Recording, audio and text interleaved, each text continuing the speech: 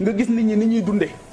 nga dem foo xamante ni gis nit ñi accès à l'eau accès universel li ñuy wax nii Mame Boye Diao xam na ci dara il vient de Kolda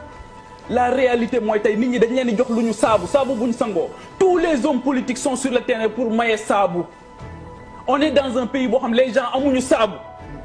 et après on vient nous dire que nit ñi tey jii kan moo ci am problème mu saabu ci ñun ñi mais am na ñoo xam dañuy dem di leen may saabu ba pare di ko photo di ko wane ci internet bi. C'est ça la dure réalité de la vie Madar amuñu ko Madar c'est ça le Sénégal aujourd'hui donc pour man soyons beaucoup plus humbles gouverner générosité la nañu ci def yërmande nañu bàyyi ñi am poste am domba tànk tey foog ne ñoom ñoo am le monopole de la vérité jàpp ne ñoom ñoo gën a bëgg réew mi li ñuy joxe nii du action de solidarité c'est une obligation ñoom ñoo ko moom 200 millions sëñ Mountakha kan moo ci gën a yey waa Sénégal yëpp sunu 1 million yi convention des journalistes joxe kan moo ci gën a yey Sénégal yëpp mais c'est ça la vérité ni ñu leen di jox ay bu fi kenn tàccu kenn bu fi kenn wayal kenn bu fi kenn tëggal ndënd kenn c'est votre droit seen xaalis la te demandez plus parce que nous sommes vers un horizon très incertain mais ñaari saaku ceeb benn butéelu diwlin ñu bëgg a filmer la ko wane la ko su ma doon président li mu filmer port noonu sax duñ ko filmer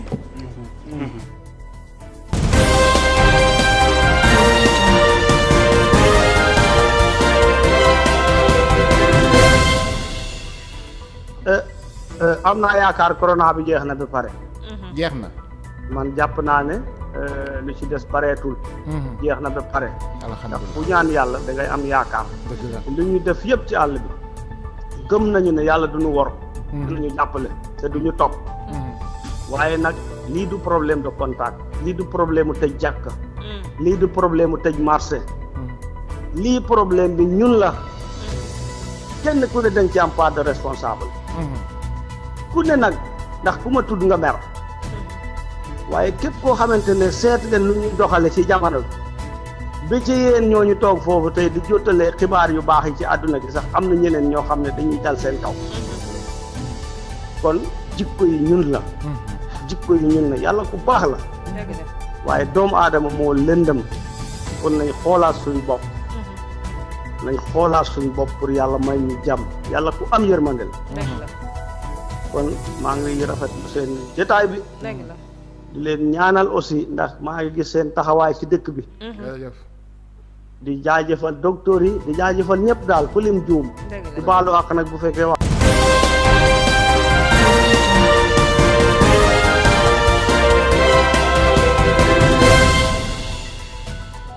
concluant ñu defaat prélèvement deuxième fois c'était pas concluant ça veut dire que feebar bi peut-être dugg ko noonu bi ñu defaat troisième prélèvement ci la ñëw nag positif mais li ñu def prélèvement yëpp ñu ngi ko dencoon biir hôpital donc résultat yi ñëw positif alors li ñu ci xaw a jaaxal nag muy ay taalibe bi ñu ko defee ñun jël nañu suñ matukaay dem ci daara ja taalibe fa nekk yëg nag au nombre de 60 ak ñi nga xam ne aussi dañoo dëkk ñëpp autour ci daara bi ñoo xam ne ni ñuy defal def leen teeg daara ji soruñ daara ji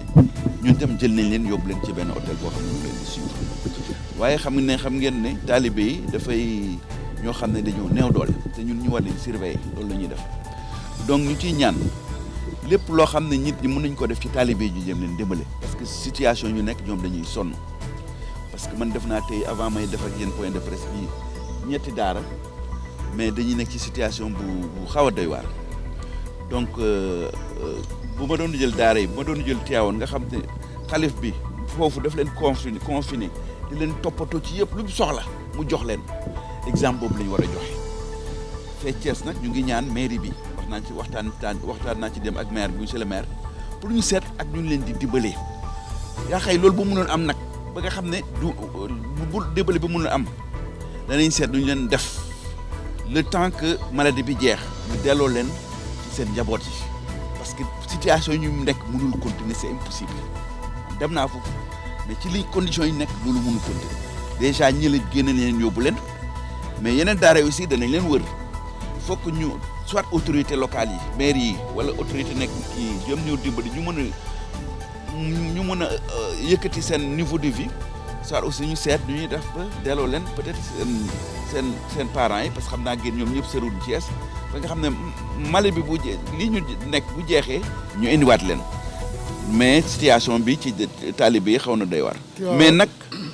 liñ mun a wax mooy quand même ñi nga xam ne ñoo fi nekk danañ leen dimbale danañ leen toppatoo ba nga xam ne feebar bi du egg ci ñoom. Thiès talibé reme Tivaouane.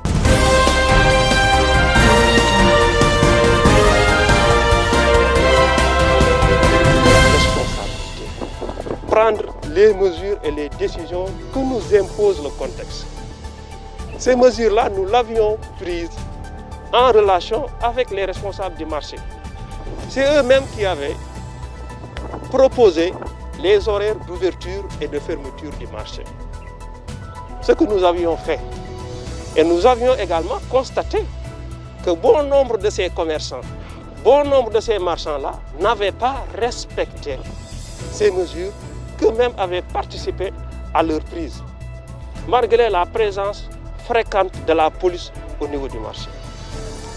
C'est la raison pour laquelle nous avons décidé, de concert avec les maires, de délocaliser une partie des activités. Parce que nous avions, au regard de la situation sociale de certains marchands, décidé de ne pas fermer totalement le marché, mais de délocaliser certaines activités, notamment la vente de légumes, de la délocaliser sur un site que nous avons choisi, qui est le champ de course, l'ancien terrain champ de course. Et des aménagements sont en train d'être faits. J'ai moi-même organisé une visite de terrain avec des responsables du marché pour leur demander de nous faire part de leurs préoccupations, de leurs observations, pour que nous puissions les prendre en compte dans l'aménagement du site. Mais je pense qu'il y a d'autres intentions, d'autres motivations qui animent certains d'entre eux. Mais je pense que, comme je l'ai dit,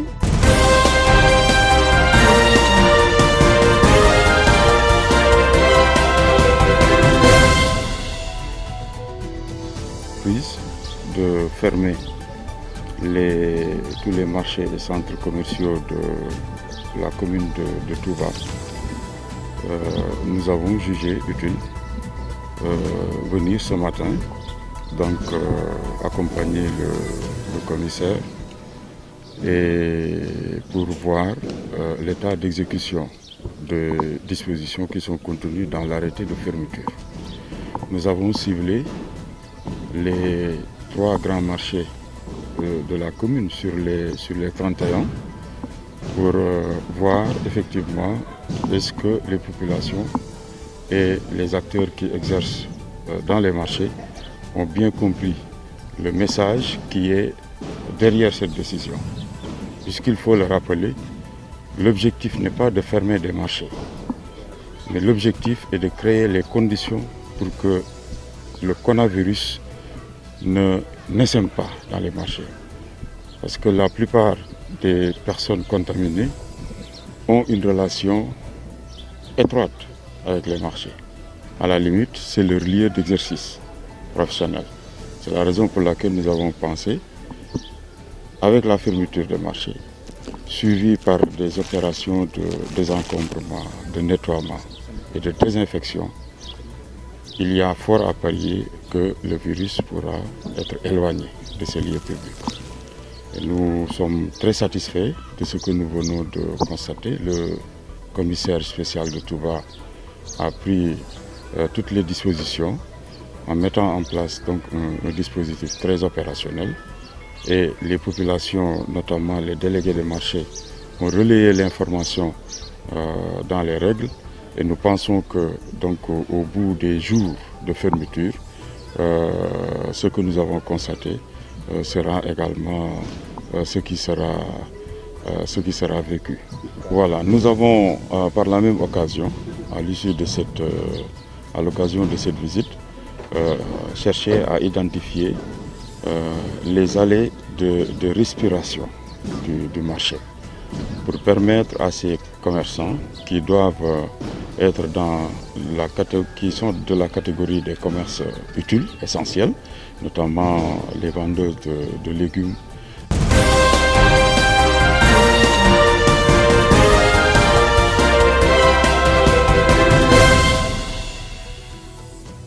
ñu sante yàlla julli ci yonente bi sallallahu alayhi wa sallam ñu ngi leen di nuyu lislaam di leen ndokkale ci weer bu bees bi di ñaan yàlla nañu yàlla nangul dafa am information yu ñu jot rek ñu bëgg ko bokk ak yéen man moom ci sama bopp lu ko tubaab yi di waxee personnellement ci sama bopp man dama jàppoon ne suba tey fanweer la suba benn la ci weer bi mais comme dañu aju ci man mënuma tegu ci loolu rek ma seet ñu woo ma fi wax ma am na ku ñuy wax Basirou Gaye dëkk bu ñuy wax Ndande gis na ko ma ne borom est-ce que mun nga am numéro téléphone am mu jox ma numéro téléphone am ma wax ak moom Basirou Gaye mu ne ma man gis naa ko ma ne ko ndax yow dong la mu ne ma man ak fukki nit mu jox ma ci ku ñuy wax Ousmane Fall ak Gora Fall ak Ousseynou Fall ak benn jaaykatu yàpp ku ñuy wax Mayga ñooñu gis nañ ko dëkk bu ñuy wax Meewul ci département Linguère ñoom tam nee nañu mbooloo mu rëy gis nañ ko foofu dëkk bu ñuy wax Kaolack tamit nee nañu mbooloo mu rëy gis nañ ko foofu donc lii mënuma ko tëddaalee rek moo tax ma ne naa def audio yónnee ko njaboot yëpp ku mu doy nga woor ci ku mu doyul nga xaar ba jour bu la doy nga woor mais man dafa am responsabilité yu faw yu tegu sama kaw mënuma xëy rek woor bàyyi ñi ma yaakaar woo téléphone yi ma tëj sama téléphone kooku ñemewuma responsabilité boobu ndax yàlla dafa am lu mu teg sama kaw teguma ko sama bopp kon moo tax ma ne nag li information yii ma am ma bokk ko yéen yàlla nañu yàlla nangul yàlla nañu yàlla may woor l'islam moom ad diinu yusrun l'islam dafa yomb ki ma information bi doy mun nga woor ku mu doyul mun nga xaar ba samedi nga woor mais lii daal am na gis nañ ko wax ne nag amul fenn fuñ ko gis ci Sénégal loolu moom xaw na doy waar gis nañ ko ci Sénégal ci boppam waa Mali gis nañ ko dëkk bu ñuy wax Jenne Niger gis nañ ko foofu Guinée gis nañ ko foofu donc yii dëkk moom xam naa ne gis nañ ko fa kon lii daal mun nañ ci sukkandikoo